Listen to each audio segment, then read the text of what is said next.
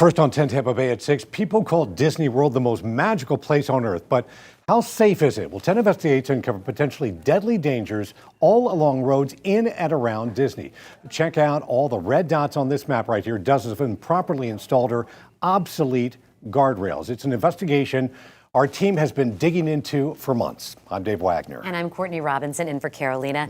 10 Investigates first told you in February about the 72 potentially dangerous guardrails on Florida roads. Well, as a result, the state is now undergoing a full review of every inch of steel that they have placed on our roads. And now, once again, because of our team's findings, Disney is making some big changes. 10 Investigates' Jennifer Titus takes a look at what they're doing now. While the guardrails are on Disney property, the Central Florida Tourism Oversight District, formerly known as Reedy Creek, oversees the road maintenance. And now, because of our findings, they too will be reviewing every single inch of guardrail in the district. Another step to keep you safe. Okay, so where are we going? You can add our car to the millions of cars that drive these roads every single year through the most magical place on earth. There's one there, there's one there, there's one, there's another. But we're not here for the fun that's behind these entrances. There's the Magic Kingdom entrance, there's some guardrails. We've located dozens of improperly installed frankensteined or obsolete guardrails throughout Walt Disney World's property.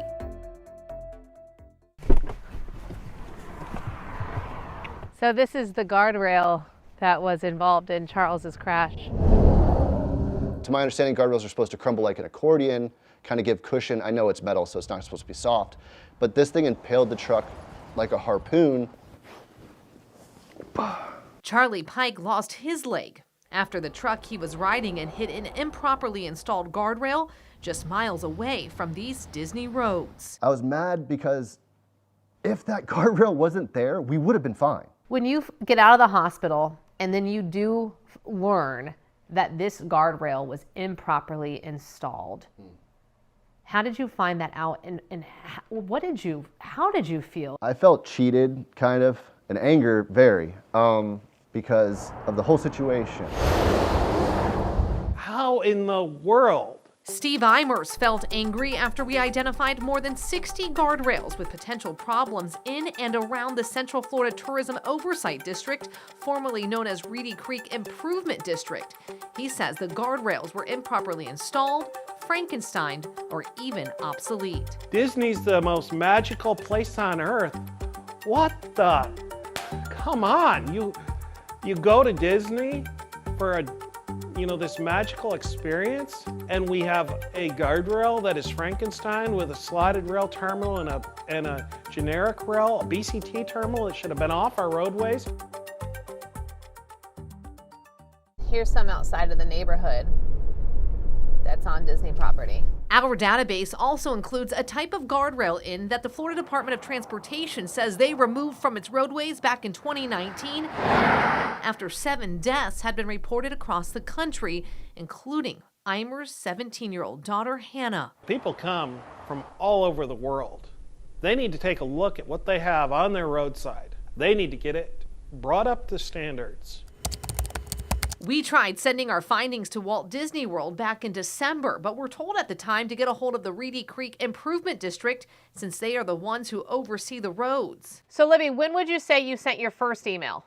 I first emailed them back on December 13th, and that one we sent directly to Disney. And then how many times have you emailed since? We've definitely emailed several times between January, February, and March. And never heard back? We heard back in early January when we sent that initial list. They told us they were going through the ones that we sent them, and they said that we had given them 28 guardrail locations, and of those, 10 were on the roads that were actually managed by Reedy Creek. When we sent them this latest list with the dozens of guardrails, did they ever get back to you on that database? I haven't seen any emails back from them, Reedy Creek nor Disney. So then we got a hold of Brian Onks Jr., a board member of the new Central Florida Tourism Oversight District. I do want to thank Channel 10 in Tampa for bringing this to my attention and to the board's attention. It's what brought us here to the Board of Supervisors meeting. The next thing I'd like to touch on is, at Mr. Onk's request, is to discuss guardrails. Onks, too, wanted answers. There were 69 locations identified, with 38 being on roadways owned and maintained by the district. The district guardrail locations identified in both inquiries are the first priority for us making improvements. To be thorough, the district has engaged a professional engineering firm to complete an update and review of all guardrail locations on district roadways using the same guidelines as FDOT. I just want to make sure I'm understanding all the numbers. Some locations were identified by WTSP Channel 10. What I'm interested in is how many locations have we identified to date that are not up to current standards? Well, we have that analysis being done right now, so I'll have that within the next 30 days to have a complete program established. I'd like to see it accomplished sooner than later, and as we go into budgeting for next year, I'd like to see that a priority in terms of identifying particularly the most needed replacements first, but I'd like to get it all done as soon as possible. Charley Pike can only hope that properly installing guardrails is a priority for not just the most magical place on Earth, but every contractor who's putting a piece of metal up along the roads. If you're going to put something to help people, you got to make dang sure it's built properly so it helps people. Again, because of our findings, the Central Florida Tourism Oversight District will be going back and reviewing their inventory.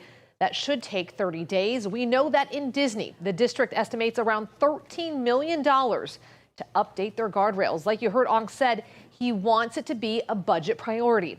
And as for the Florida Department of Transportation statewide review of 40 to 100 miles of guardrails, that should be done by May 31st. Of course, we'll be keeping you updated. Jennifer Titus, 10 Investigates. You can see other stories from our series Unguarded, including some guardrails that experts say were frankensteined using a mixed match of parts here in the Bay Area. It's streaming now on 10 Tampa Bay Plus and 10tampabay.com/10investigates.